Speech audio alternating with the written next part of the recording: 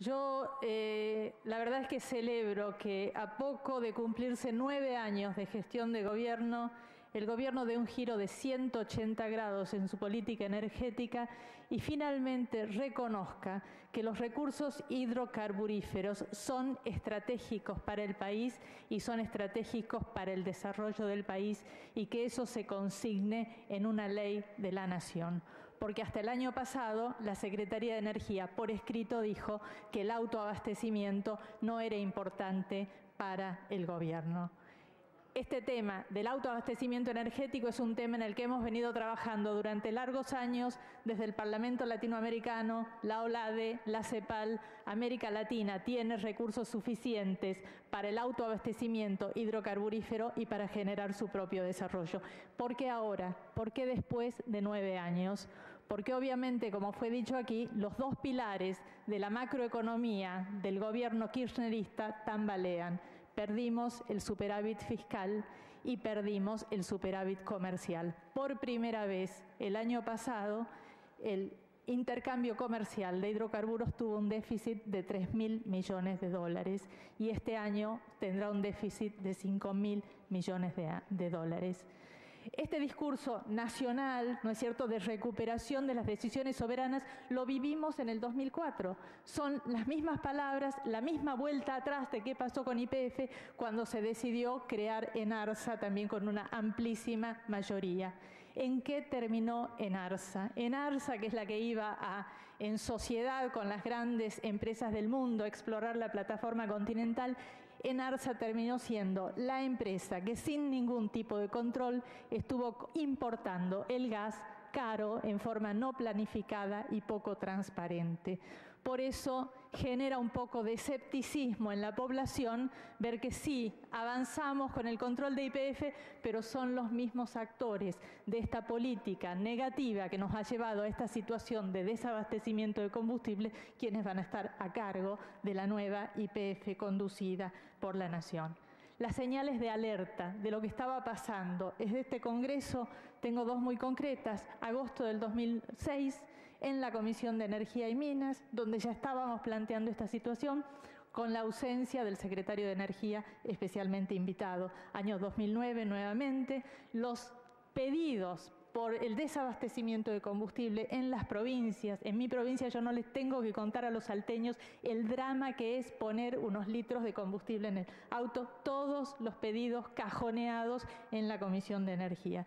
Y cuando vemos, bueno, ENARSA, ¿a quién benefició con los contratos que ya están firmados para la provisión de gas de este año? Las grandes beneficiadas, Repsol y Gas Natural, que es una empresa controlada también por Repsol. Quiero aprovechar de hablar del tema de la expropiación. A mí me tocó acompañar a los ciudadanos del norte de mi provincia, del área petrolera, en los conflictos sociales generados por el drama de pobreza y desempleo que dejó la privatización de YPF. Y en este Congreso trabajé muchos años con fuerza y compromiso en el reclamo, reconocimiento y pago del derecho a la propiedad participada de todos los ex trabajadores de YPF. El hecho de que el Estado Nacional vuelva a tomar el control de YPF me parece importante, pero debe ser hecho en el marco de la Constitución Nacional. Esto no debe ser una confiscación, esto tiene que ser una expropiación dentro de la Constitución. Dos artículos son importantes. El artículo 16, que habla de la igualdad, la garantía de igualdad, digamos, que no tiene, las diferencias no pueden ser arbitrarias ni fundarse en propósitos de hostilidad contra determinadas clases. No me satisface lo que dice el senador Guinle, que esto es una cuestión discrecional del Congreso. Esto no es discrecional. Si se hace una diferencia entre el grupo Repsol y el grupo Petersen, tiene que ser una diferencia clara. Y la verdad es que el vaciamiento de YPF y el gran endeudamiento se precipitan con el ingreso del grupo Petersen. Fíjense, por el convenio que firman en el 2008 se comprometen a distribuir dividendos de por lo menos el 90% de las utilidades de cada año, más los dividendos extraordinarios. Desde el ingreso de los Eskenazi en 2008, el porcentaje de distribución de utilidades trepó al 130%. Antes de Repsol, se distribuían por un 43% los dividendos. Ingresa Repsol y los dividendos se reparten por el 70%, pero ingresa el grupo Eskenazi y los dividendos trepan al 130%. ¿Cómo se hace para distribuir utilidades por encima de las utilidades? Bueno, vaciando la empresa y endeudando la empresa. La deuda de YPF se multiplicó 13 veces en los últimos 4 años a partir del ingreso del grupo Petersen. Pasó de menos de 1.000 millones en diciembre del 2007 a 13.000 millones a diciembre del 2011. Una expansión que supera el 1.200%. Se ha vaciado el futuro de YPF. Y no es que solamente tengamos que ir contra el grupo controlante, porque quienes participaron en el management de la empresa son todos responsables. Y el grupo Eskenazi estaba no solo en el directorio de la empresa, sino también en la dirección ejecutiva. Entren a la página de internet del grupo Petersen y vean, el grupo recupera, dice, para el país, a su empresa más emblemática, símbolo ineludible ligado a la historia y desarrollo nacional, cuya dirección ejecutiva pasa íntegramente a manos argentinas, siendo encabezada por Sebastián Eskenazi. La expropiación tiene que dirigirse contra los dos grupos responsables del vaciamiento y endeudamiento de YPF en forma proporcional a creencias. Y si las acciones del grupo Petersen están embargadas, bueno, la indemnización se pagará al acreedor y no al deudor o al que las puso en garantía. Y finalmente, con relación al artículo 17, la garantía de propiedad, que es muy importante que el Ejecutivo la cumpla, significa que tenemos que hacer una oferta por el valor de las acciones expropiadas, que sea rápida, que sea oportuna, para dejar en claro que aquí no estamos confiscando, sino que la Argentina está tomando una decisión en el marco de la Constitución Nacional y de las leyes.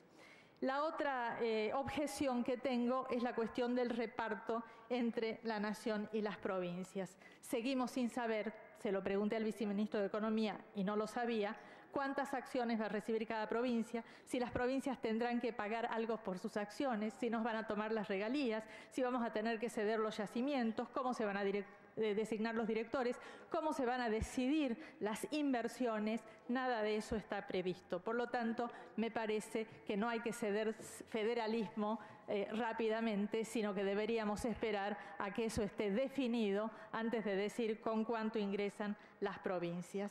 Finalmente, la seguridad jurídica. A muchos no les gusta hablar de seguridad jurídica, pero para que vengan las inversiones es necesario dar certezas. En este tema, YPF, el Estado argentino, como vimos, no tiene dinero para las grandes inversiones. Necesitamos que vengan inversiones. Si no tenemos un marco legal integral que establezca claramente derechos y obligaciones de las empresas que vengan a invertir y definir sin ambigüedades el rol del Estado Nacional y el rol de los estados provinciales, seguimos abonando el camino para decisiones de coyuntura. La planificación y el diseño de políticas es muy importante. También le preguntamos al viceministro de Economía, bueno, ¿cuánto dinero? ¿Cuál es el plan de inversiones? Todavía no hay nada. Por eso a mí me parece importante que si se va a crear un ente federal, que ese ente federal en 180 días presente al Poder Ejecutivo y al Congreso el anteproyecto de nueva ley de hidrocarburos y el anteproyecto del plan de inversiones de mediano y largo plazo para avanzar en este tema.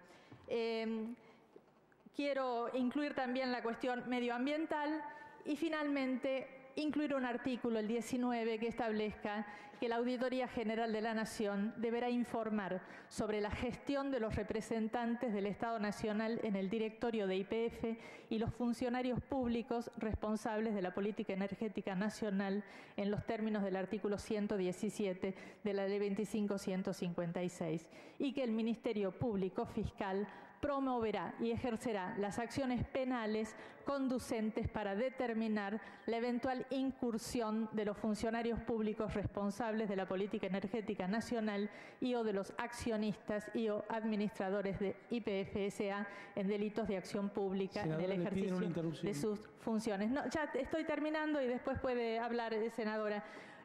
Un pequeño tema referido para cerrar, porque creo que se ha creado un falso enfrentamiento bilateral por cuestiones de política interna tanto en Argentina como en España. Ya lo dije, Latinoamérica es rica en recursos energéticos, en recursos naturales, y tenemos que impulsar el autoabastecimiento para el desarrollo. En cambio, la Unión Europea es dependiente de la importación de energía. Para ellos el principio no es el del autoabastecimiento, sino el de la seguridad energética, para lo cual necesitan la estabilidad política en aquellos países que les proveen de los recursos que necesitan. Eso muestra que las guerras en las últimas décadas ya no son por cuestiones ideológicas, son por el apoderamiento, son por el acceso a los recursos naturales. América Latina tiene que defender sus recursos naturales, porque la Unión Europea en sus objetivos está diciendo, en el año 2006 la Comisión Europea editó el libro Verde de Estrategia Europea para una Energía Sostenible, Competitiva y Segura, que dice que tienen que mejorar las condiciones de las empresas europeas que decidan acceder a los recursos globales.